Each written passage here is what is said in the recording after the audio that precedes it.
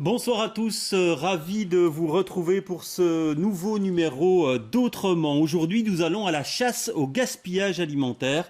C'est une des priorités de la stratégie Good Food mise en place par la région bruxelloise et on va commencer cette émission par un chiffre si vous le voulez bien, c'est le chiffre des invendus alimentaires publié par Comeos il y a quelques jours. Comeos, c'est le secteur des supermarchés. Alors regardez, le total des invendus alimentaires c'est 75 094 tonnes exactement, les dons alimentaires 10 823 tonnes, donc 14,4% seulement de la quantité totale. Alors tout ne peut évidemment pas être récupéré, mais vous voyez, il reste encore de la marge pour diminuer la quantité d'invendus qui sont jetés à la poubelle. Amélie Noël, bonsoir. Vous êtes chargée de projet à Bruxelles Environnement. On en est où en région bruxelloise en termes de récupération d'invendus ? Donc, je veux juste recadrer par rapport à la stratégie Good Food. Donc, la lutte contre le gaspillage alimentaire fait vraiment partie intégrante de la stratégie Good Food, entre autres évidemment. Et donc, dans la stratégie, on a vraiment deux objectifs prioritaires. Le premier, c'est vraiment de tenter de réduire le gaspillage alimentaire et donc de lutter contre le gaspillage alimentaire au niveau de toute la chaîne alimentaire. Et la deuxième action, c'est vraiment partir du constat que comme on ne peut pas évidemment éviter 100% du gaspillage alimentaire, c'est de tenter de le valoriser. Et donc, depuis le début de la stratégie, début 2016, on a vraiment mis en œuvre vraiment un soutien aux acteurs de l'aide alimentaire. Et donc, c'est quelque chose sur lequel on travaille quotidiennement. Oui, parce que si j'ai les chiffres des particuliers, c'est 15 kilos par personne par an. Et j'ai vu, si on prend l'ensemble de la chaîne, c'est 180 kilos par personne par an que l'on jette. Il y a énormément de progression à faire dans le secteur encore. Énormément, et surtout que donc on a fait donc il y a une première étude de 2004 de RDC Environnement qui chiffrait déjà le gaspillage alimentaire des sacs blancs, hein, donc je tiens bien à préciser, à 12% du volume du sac blanc, et donc environ à 15 kilos par personne par an. Et en fait, on a refait l'étude donc en 2016, une analyse poubelle avec OES, et en fait, on est exactement dans le même ordre de grandeur, donc aussi 11,8% du volume et 15 kilos par personne par an en région bruxelloise. Alors en plus, ce qui est vraiment important de savoir avec ces chiffres, c'est que ça prend en compte seulement le gaspillage alimentaire qu'on arrive à identifier dans les sacs blancs. Donc en fait, ça omet complètement tout le volume qui est mis à l'égout, mis dans les toilettes, donc tout ce qui est les gaspillages liquides, le compost, le sac orange. Donc en fait, c'est qu'une partie. Oui, Catherine Herz, bonsoir. Vous êtes maître frigo, donc ça veut dire que vous nous apprenez à finalement éviter que l'on jette trop de choses qui sont dans le frigo. Comment vous réagissez par rapport à ces chiffres-là, vous qui avez maintenant une discipline pour éviter le gaspillage ? Alors, discipline, je corrige le mot directement parce que ça semblerait quelque chose de très rigoureux. Oui, ça a l'air quand même. Quand on a préparé l'émission, vous m'avez dit quand même qu'il y avait des choses à respecter. Il y a des choses à respecter, mais c'est surtout un grand plaisir avant tout. Ça devient très naturel avec le temps. Et notre premier credo, on va dire, c'est de se faire confiance soi-même. On a tous des connaissances en nous qu'on a vu faire dans nos familles et des choses comme ça qui existent depuis longtemps. Et c'est d'arriver à refaire ça pour ne pas gaspiller, repartir avec des idées. Et votre credo, s'il y avait une règle à faire, au-delà de se faire confiance, vous diriez quoi ? Utiliser ses sens, à commencer par le bon sens. Donc, si vous avez un produit par rapport auquel vous avez un doute, il est dans votre frigo, vous ne savez pas s'il est encore bon, s'il n'est pas bon, etc., eh bien, regardez-le, sentez-le, goûtez-le en petite quantité et réfléchissez par vous-même. Vous savez au moins, vous, le goût qu'il doit avoir à la base, comment vous l'avez conservé, et en fonction de ça, vous savez déjà vous-même tout un tas de choses. Alors, Madeleine Escaffi, bonsoir. Je vous ai vu opiner, donc vous semblez d'accord avec ce que vient de nous dire Catherine. Alors, vous êtes la co-auteure du livre Zero Waste, donc ça veut dire qu'on utilise tout ce qui est possible dans les ingrédients dont on a à disposition. On peut le faire avec quasiment tous les ingrédients, vous pensez? Je pense avec de nombreux ingrédients et il y a déjà des ingrédients qu'on utilise dans l'entièreté quasi. Et là, nous, on a choisi des ingrédients. Donc, on a écrit ce livre, on a choisi un certain nombre d'ingrédients où normalement, habituellement, il y a un déchet. Et là, l'idée, c'est de ne pas créer de déchets et donc d'utiliser tout. Donc, par exemple, la carotte, où on va utiliser les fans de la carotte, qu'on va faire qu'on va faire des petits blinis avec. Et on fait une tapenade de carottes avec la carotte à la noix de cajou, gingembre et citron vert. Et donc l'idée, c'est de repenser l'ingrédient dans son entièreté et ne pas créer de déchets avec l'ingrédient. Ouais, on aura l'occasion d'en parler puisqu'on va voir une des recettes. Vous avez fait des vidéos, on verra une petite recette tout à l'heure de chou-fleur. On regardera ça tout à l'heure. Mais je vous parlais des projets qui existent dans la récupération d'invendus. L'un d'entre eux est mené par le CPS de la ville de Bruxelles en collaboration avec le marché matinal. Je vous propose de le redécouvrir au travers de ce reportage que nous avions réalisé en 2017. Ayoub El Fouy est en pleine préparation des commandes. Sa journée a démarré à 6 h ce matin par un tour des commerçants du marché matinal. Des champignons, des pommes de terre, des oignons, des pommes. On a un petit peu de tout. Et tout ça, ça vient du marché matinal. Des marchands qui vous donnent leurs invendus. Oui. En tout, c'est 1,5 tonne de produits alimentaires qui est ainsi récupéré chaque jour. Des produits impropres à la vente, mais parfaitement consommables. Ici, j'avais une série de petits poivrons emballés en sachets plastiques dans lesquels je trouvais une grande quantité de produits pourris, comme ceci. On les a éliminés, on a ouvert et puis on a récupéré quelques caisses de petits poivrons qui sont tout à fait corrects. Ces produits seront tous donnés à une 50aine d'associations via une plateforme en ligne, Bourse aux dons. Avec l'augmentation de la précarité, les bénéficiaires sont sans cesse plus nombreux. Sébastien Jacques vient ici une fois par semaine. On arrive chez nous à la maison de quartier, on a la liste de nos bénéficiaires et là pour l'instant on tourne entre 250 et 300 personnes. C'est plus qu'utile, sans eux on ne pourrait pas arriver à nourrir les gens. Porté et financé par le CPS de la ville de Bruxelles, le projet DREAM est né en février 2016. L'un de ses axes principaux est précisément de miser sur des produits frais, parents pauvres de l'aide alimentaire. 1 an et demi après le lancement, la quantité de biens récupérés a triplé. Voilà donc pour un reportage sur la récupération d'invendus. Hélène de Manet, bonsoir. Vous êtes, vous, responsable opérationnel de Happy Hours Market. Alors, c'est un système de récupération d'invendus. Vous travaillez avec 2 grandes surfaces. Vous avez un camion. Vous allez rechercher des invendus à partir d'une certaine heure que vous vendez ensuite dans des lieux très précis. Vous en êtes où au niveau de la commercialisation du concept ? Je voudrais reprendre 2 petites choses. C'est que donc on a les 2 grands supermarchés, mais aussi une boulangerie et on va inclure d'autres magasins plus locaux. C'est ce qu'on vous souhaite. Oui. Et après, donc à 19h30, on met tous les produits qu'on a récoltés en ligne, en vente à moitié prix du rayon en magasin. Donc c'est de la vente, mais c'est pour conscientiser, etc. Mais et donc on choisit ces produits et puis on vient les chercher à un endroit précis, c'est soit à l'ULB, soit près de la place Flaget. Vous arrivez à écouler combien de produits sur ceux que vous récupérez ? Donc on en récupère, récemment en moyenne on récupérait 800 à 900 produits par jour, ce qui est vraiment énorme. Et la vente, ça nous servait à écouler seulement un tiers de ceci.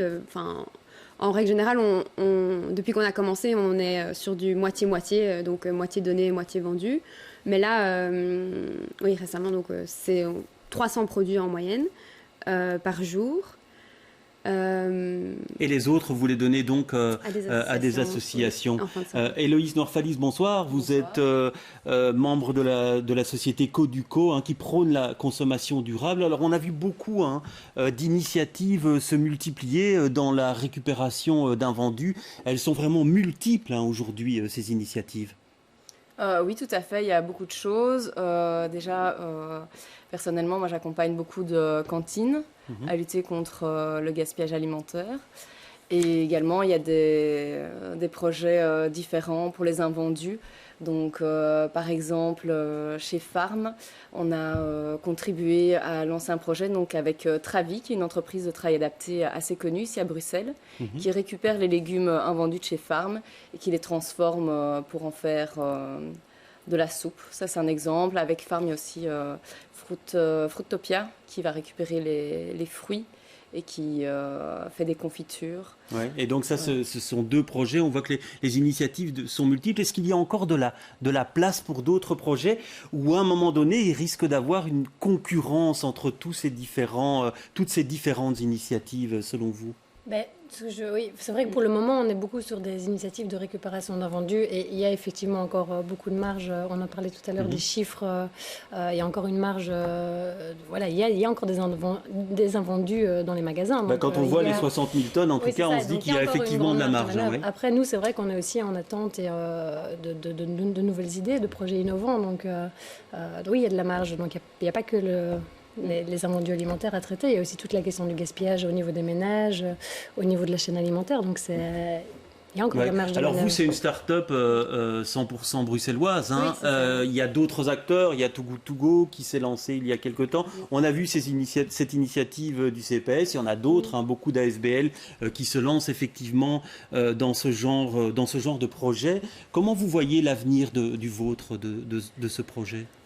Moi, je crois qu'il y a, comme on disait, il y a énormément de marge. Donc, je pense qu'on va agrandir. Déjà, donc, pour le moment, on a un seul truck à Excel où, en moyenne, on récupère 2000 kilos d'invendus par mois. Donc, c'est beaucoup, mais c'est pas grand-chose quand on réfléchit beaucoup. C'est des grands chiffres qu'on a parlé tantôt.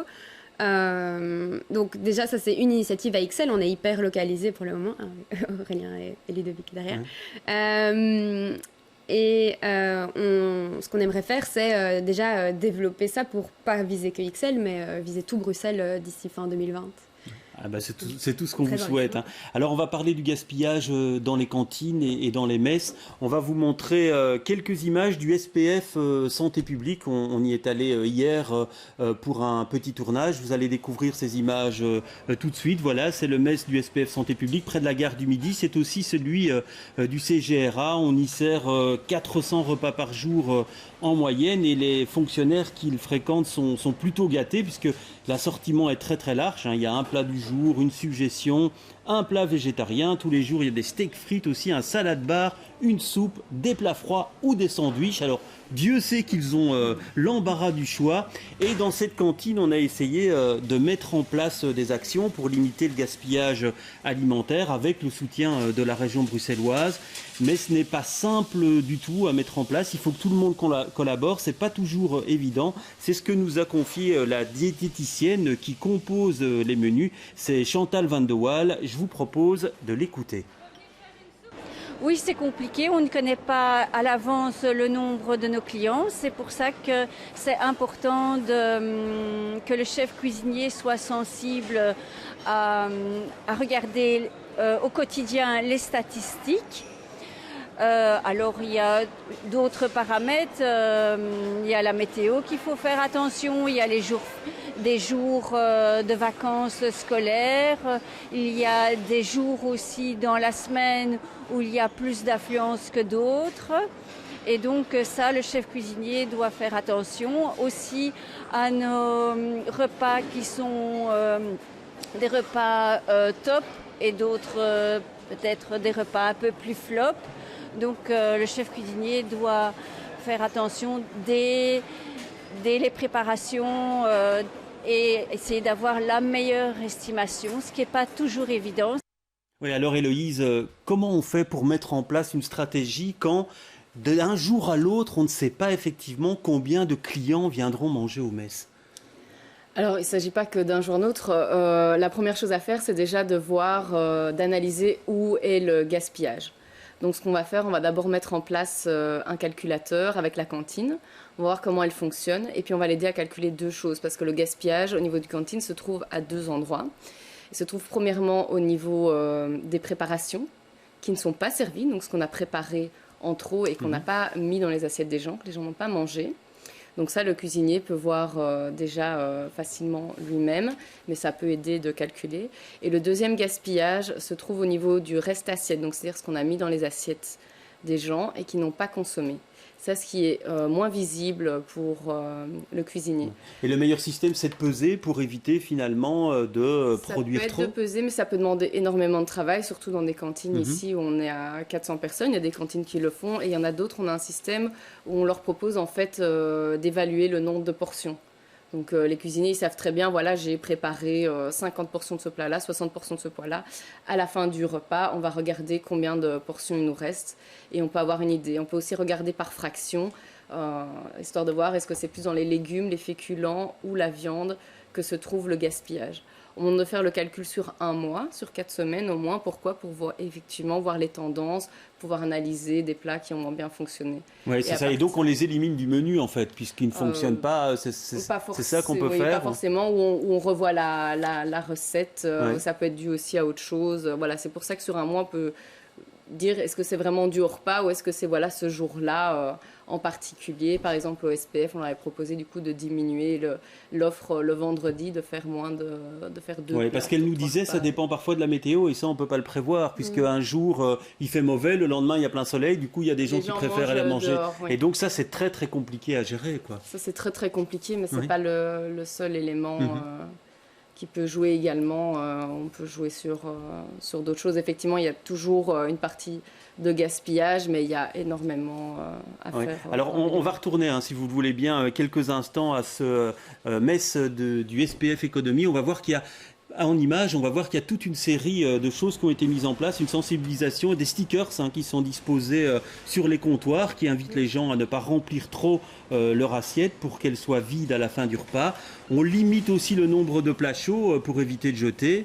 Et au final, la diététicienne, elle nous dit qu'on jette encore environ 15% de ce qui est produit parce que tout ne peut pas être récupéré. Toute la nourriture, par exemple, qui est présentée aux clients, elle finit à la poubelle. Alors, 15%, Héloïse, est-ce que vous nous dites c'est bien ou peut mieux faire? Pour une cantine de cette taille-là, ça dépend des cantines. Ici, nous, on estime que 10%, c'est bien. Voilà, l'objectif, c'est vraiment 10% de gaspillage. Après, c'est vrai que c'est plus facile pour des cantines, par exemple, comme des homes, où on a un nombre établi de personnes. On connaît leurs besoins, on connaît le nombre de personnes, on sait qui est présent ou pas ce jour-là. Donc, voilà, pour d'autres cantines comme celle-ci, où là, effectivement, on ne connaît pas à l'avance le nombre de gens qui peuvent venir. Oui, parce que vous me le disiez en préparant cette émission, c'est que la perception que l'on a du gaspillage chez soi et en cantine est tout à fait différente. On va peut-être faire attention chez soi, mais pas forcément en cantine. Oui, c'est-à-dire, il y a toujours des gens qui font quand même attention, mais je pense que le fait d'acheter un plat, c'est comme quand on va au restaurant, on aime bien en avoir pour son argent. Donc, et souvent, du coup, aussi, les cuisines ont peur de diminuer les quantités, aussi de peur d'avoir des plaintes, parce qu'effectivement, on a des plus gros mangeurs que d'autres. Mais alors, ce qu'on peut mettre comme solution sur place, c'est le fait de pouvoir se resservir. Ça, si c'est possible. Sinon, si c'est pas possible de faire un resservice, alors c'est de pouvoir adapter l'assiette en fonction de ce que la personne a besoin comme quantité. Alors vous, Catherine, vous ne jetez rien, quasiment? Quasiment, oui, vraiment, pour ne pas dire rien du tout. Parce que c'est ce que je pratique, c'est ce que je donne aussi dans des formations à ma maison moi-même, c'est que faire avec un principe déjà l'entièreté des produits. L'avantage, si on prend des produits qui sont cultivés sans pesticides, effectivement, c'est facilement utiliser les fans. Mais dans le rangement écorces, du frigo, puisque vous êtes maître frigo, à quoi doit-on faire attention pour gaspiller le moins possible? Déjà, savoir, déjà acheter ce dont on a besoin. Ça peut donc on se méfie des promos, plus un gratis, on fait attention. Un gratis, je veux dire, se laisser prendre, éventuellement partir faire ses courses avec une liste de courses pour pas se laisser trop influencer par les publicités et le ventre plein. Ça, c'est important, ça sent le vécu. Donc déjà, à ce moment-là, acheter en vrac, ça permet aussi d'ajuster les quantités de ce qu'on achète. dès le départ, savoir qu'est-ce qu'on va vouloir faire, qu'est-ce qu'on va pouvoir faire avec ces éléments. Et effectivement, les ranger comme il se doit. Alors, parce que toujours, oui, il y a le frigo, mais il y a d'autres modes de conservation. Tout ne doit pas aller nécessairement au frigo. Dans le frigo, les ranger dans des contenants qui sont transparents, naturellement, de façon à ce qu'on ait toujours un visu sur ce qu'on a dans son frigo. Ou sinon, si le contenant n'est pas transparent, de pouvoir éventuellement mettre des petites étiquettes, tout simplement. Avec et les dates de péremption, dedans. c'est pas trop grave parfois si elles sont dépassées. C'est laissé à l'appréciation de chacun, en tout cas. Voilà, c'est laissé à l'appréciation de chacun. Alors là aussi, il y a moyen de se former. On peut donner des formations là-dessus. J'en donne sur c'est quoi une date et c'est quoi sa raison d'être. Puis vous ne ferez pas la même chose pour vous-même que ce que vous ferez pour un invité ou de ce que vous ferez pour un bénéficiaire d'un frigo solidaire, comme on disait, ou d'un bénéficiaire d'une cantine. Une personne bien importante n'est pas une personne âgée malade, mais aussi, là aussi savoir un peu ce que c'est. Et oui, on peut bien pour sûr... vous, les dates de péremption, vous vendez jamais à J+1, quoi. Non, c'est du jour, toujours. Ouais. Alors, vous, Madeleine, vous ne jetez quasiment rien non plus. Vous faites très attention. J'essaie, oui, de tout garder.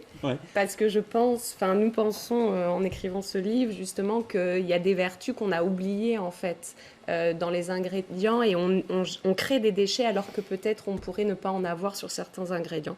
Donc, du coup, on essaye d'optimiser ces parties-là dans des recettes. Alors dans ce livre donc que je vous montre, il y a toute une série de recettes. Voilà, on le voit à l'antenne, c'est Zero Waste. Et puis il y a aussi des vidéos culinaires donc que vous présentez. Il y a un petit système qui permet de voir, ces vidéos. Et on va en voir une tout de suite. Alors c'est une petite recette. J'espère que je vais vous donner l'eau à la bouche. C'est une salade de chou-fleur rôti aux épices. Alors la préparation normalement c'est 20 minutes et la cuisson c'est 20 minutes également. Et elle est résumée ici en une grosse minute. Oui. On va dire ça. Allez, on regarde.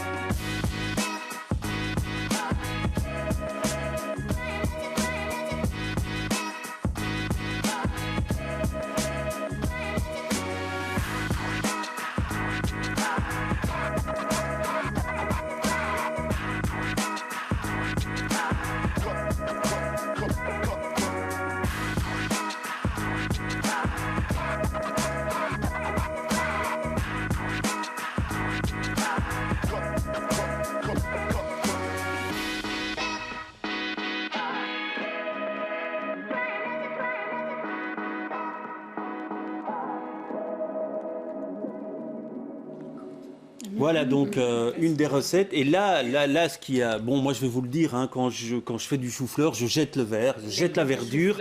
Et là, l'astuce effectivement, c'est qu'on les récupère. Et d'en faire une petite salade et qu'on met au citron en fait. Donc on va mettre un peu d'acidité qui va les cuire et de l'huile d'olive et qui va venir donner ce côté frais avec de l'amande, des oranges en tranches.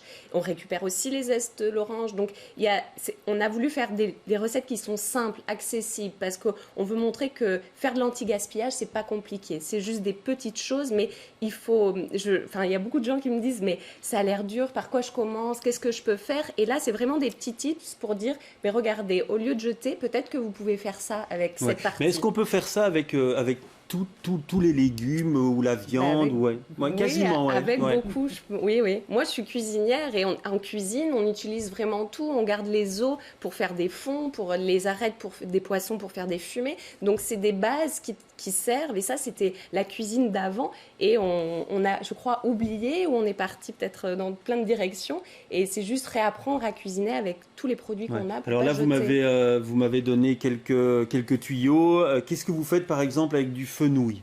Le fenouil. Alors, vous utilisez tout, moi. Oui, le fenouil, on a fait une petite salade de fenouil avec le bulbe de fenouil que tout le monde connaît. Et en fait, avec les tiges du fenouil, on a fait un pickles. Donc un pickle, c'est une base de vinaigre, un petit peu d'eau, un petit peu de sucre. Et là, on a mis ça dans un bocal et ça vient comme quelque chose de croquant. C'est comme un cornichon, mais là, on a fait avec les tiges de fenouil quelque chose de croquant qui vient sur un petit maquereau avec la salade de fenouil et une huile de graines de fenouil aussi à côté.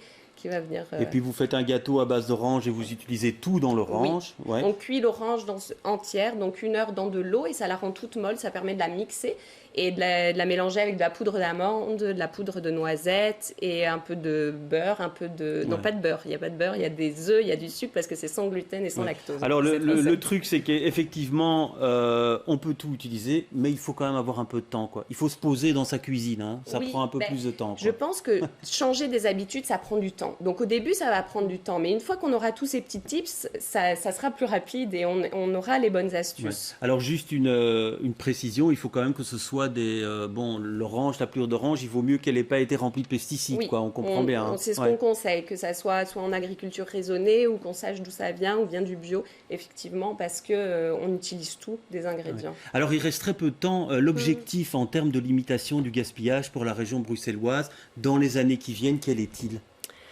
Alors, au sein de la stratégie Good Food, il est quand même de 30% au niveau de la chaîne alimentaire et au niveau des ménages de 40% d'ici. Donc diminuer de 30% le gaspillage. Le gaspillage alimentaire, sur toute la chaîne alimentaire.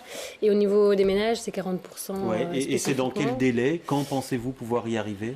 Ça, c'est toujours la question. La question à 5 € pour terminer l'émission. Non, mais en gros, la stratégie, elle met des balises. Et donc, évidemment, c'est des objectifs vers lesquels on tend. Mais voilà, c'est difficile aujourd'hui de vous dire à quel point on a atteint l'objectif ou pas. Mais en tous les cas, c'est des objectifs vers lesquels on se doit de tendre.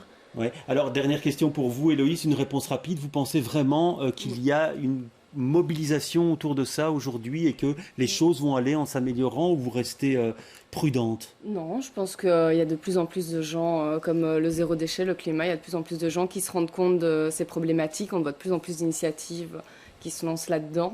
Donc moi je suis très positive. On va tous terminer alors sur cette note positive. Merci donc d'avoir participé à l'émission et j'espère qu'on vous aura donné des idées et pourquoi pas l'eau à la bouche. Autrement c'est terminé pour ce soir. Merci de nous avoir suivis.